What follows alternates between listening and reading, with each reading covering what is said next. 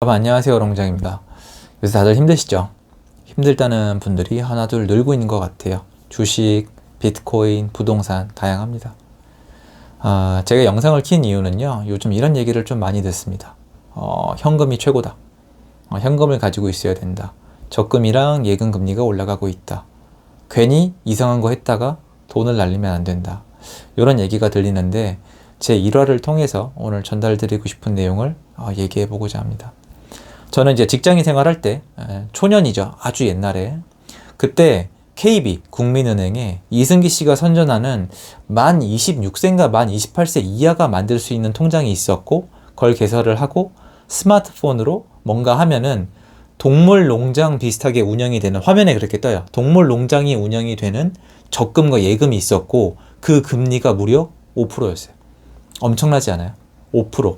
사실 방법을 달리하면 제한 금액도 꽤 높았어요. 그래서 저는 돈을 벌면은 월급을 그냥 거기 다 넣었어요, 거의. 돈을 안 썼으니까요. 그런데 수년이 지난 다음에 저는 후회했어요.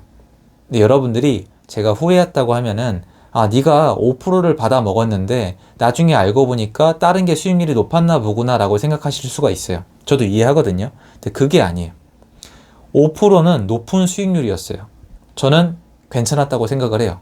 그런데 나중에 제가 재테크에 관심을 가지고 다시 역사를 공부해 보니까 제가 적금만 들던 시기에 주식과 부동산의 기회가 꽤 많았더라고요. 사람들은 주식과 부동산의 기회가 있다고 얘기해 준 적 없어요. 그런데 공부해 보니까 있었더라고요. 그런데 저는 왜 몰랐을까요? 맞아요. 적금 넣으면 되니까. 예금 적금을 넣으면 되니까, 국민은행과 함께 하면 되니까 문제가 없었단 얘기예요. 그런데 나중에 알고 보니까 누군가는 1년에 5%가 아니라 100%, 150%, 200% 수익률을 올렸더라고요. 그리고 거꾸로 투자하다가 망한 분도 있었어요. 제가 하고 싶은 얘기가 이거예요. 여러분, 현금은 최고일 수가 없어요. 그거는 잘못된 표현이에요. 그 얘기하시는 분들의 기반의 조건은 하나예요. 난 투자를 하지 않아. 이거예요. 이걸 알아두세요. 제 채널과 저와 함께 하시는 분들은 투자를 하시는 분들이 꽤 많아요. 그리고 욜로족이 아니라 차라리 파이어족을 택하는 분들이 많고, 경제적 자유, 지금보다 내가 좀 더 많은 걸 원할 수 있는 삶을 원하시는 분들이 많아요. 그래서 투자를 하시는 분들이 많은 게 팩트예요. 근데 투자 시장은 오를 때가 있고 내릴 때가 있어요. 오를 때는 사람들은 설레하고 환호성을 지르지만 내려갈 때는 공포를 느끼고 수그러들어요. 인간의 본능이에요. 인간은 잃는 것을, 뭔가 내가 로스하는 것을 얻는 것보다 훨씬 더 무서워합니다. 제가 많이 지켜봐요. 저도 마찬가지고 주변에 그 공포심이 어마어마합니다. 그런데 현금이 답이란 건 뭐예요? 여러분이 잊으시면 안 돼요. 여러분, 두 가지는 반드시 기억을 해주세요. 현금을 선택하겠다는 건 아무것도 안 하는 거예요. 왜냐?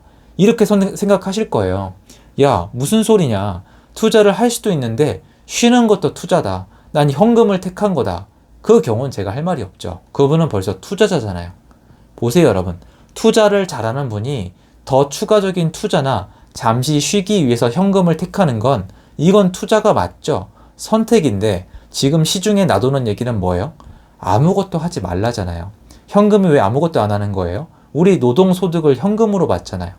그럼 밖에 나가서 일하고 옛날에 저처럼 현금으로 받고 가만히 가지고 있고 돈 안 쓰고 모으라는 거잖아요. 여러분, 그러면 지금 이 사태가 왜 왔을까요? 우리 한번 살펴봐요. 지금 도대체 이 인플레이션, 물가 상승은 왜 온 거예요? 아무 일도 없다가 러시아가 전쟁을 일으켜서 이렇게 된 거예요? 미국이 괜히 저래요? 그게 아니라 제가 제 영상에서 혀가 다를 때까지 말씀드렸잖아요. 밖에 화폐를 미친 듯이 풀고 있다고. 화폐 가치가 절대 버텨낼 수가 없다고. 뭔가 사람들의 수요가 몰리는 부동산이 먼저 오르고 나중에 우리 엔겔지수에 영향을 미치는 생필품까지 다 올라가면은 인플레이션이 고착화될 거라고 말씀을 드렸죠. 벌써 수년이 됐습니다. 지금 러시아 타령만 하고 있지만 결론적으로 달러랑 원화를 너무 많이 시중에 풀어댔고 화폐의 가치가 버텨낼 리가 없었어요. 그래서 지금 화폐 가치가 하락을 했죠. 그래서 지금 이 상황이 온 거예요. 화폐 가치가 떨어지니까 물건 가격이 비싸져서 금리를 올리고 있는 거예요. 그럼 나눠서 봐야죠. 금리를 올리고 있는 것과 화폐 가치가 내려가는 건 어떻게 보면 달라요. 그런데 화폐 가치는 어떻게 된다고요? 맞아요.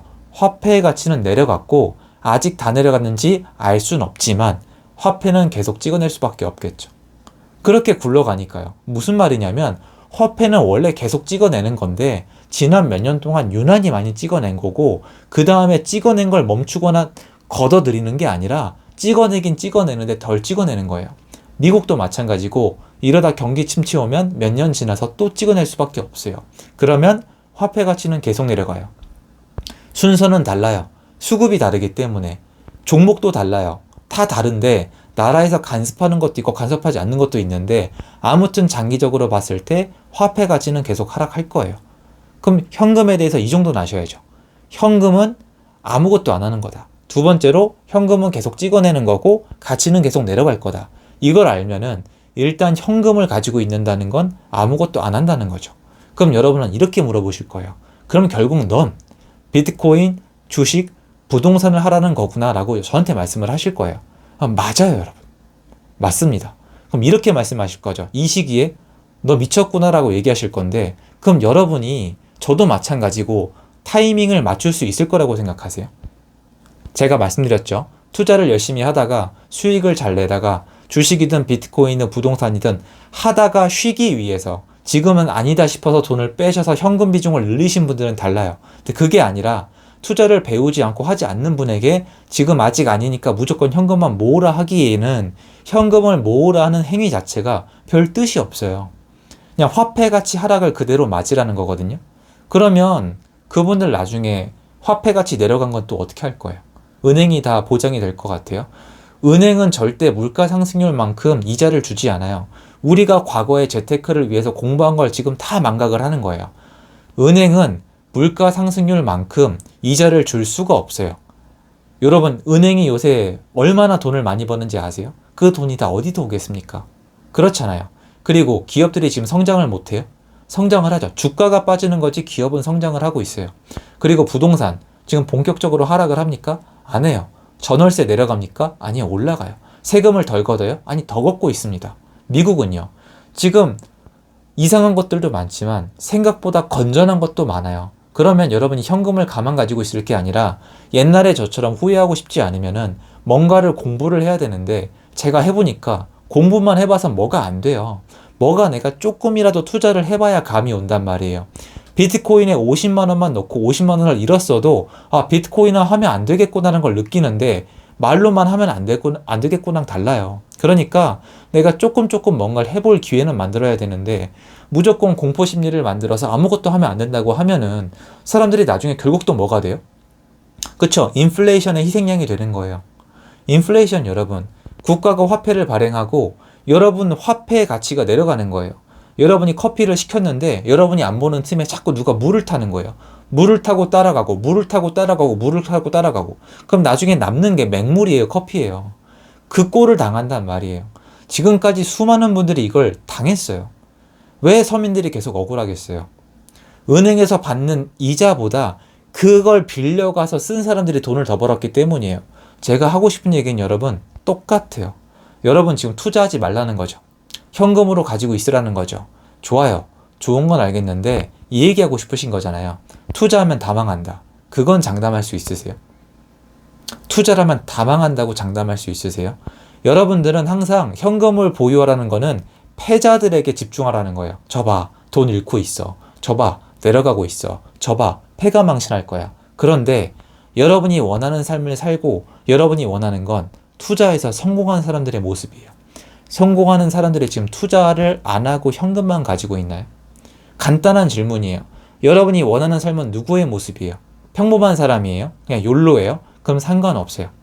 저랑 상관이 없는 겁니다. 제가 도와드리지 못해요. 전 인생을 잘 즐기지 못하거든요. 그런데 성공한 사람, 부자 된 사람, 이런 사람들이에요. 그 사람들이 지금 현금만 가지고 있습니까? 아니죠. 그럼 걔네 뭐 하고 있어요? 최소한 그거라도 공부해보고 따라가야 된다는 거예요. 지금 현금이 최고다? 현금만 가지고 있어야 된다? 전 동감할 수 없어요.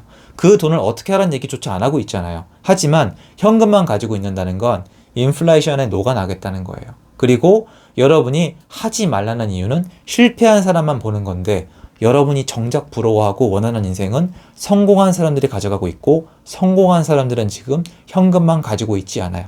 이거는 다시 한번 내 머리 안에 정리를 하고 내가 현금만 가지고 기다린다는 게 무슨 뜻인지는 아셨으면 하는 마음에 영상을 좀 준비했습니다. 그래도 또 어려운 분들은 많을 거예요. 하지만 이 얘기는 하고 싶었습니다. 도움 되셨으면 좋겠고요. 좀 어려운 분들은 힘내셨으면 좋겠습니다. 제 영상 여기까지입니다. 감사합니다.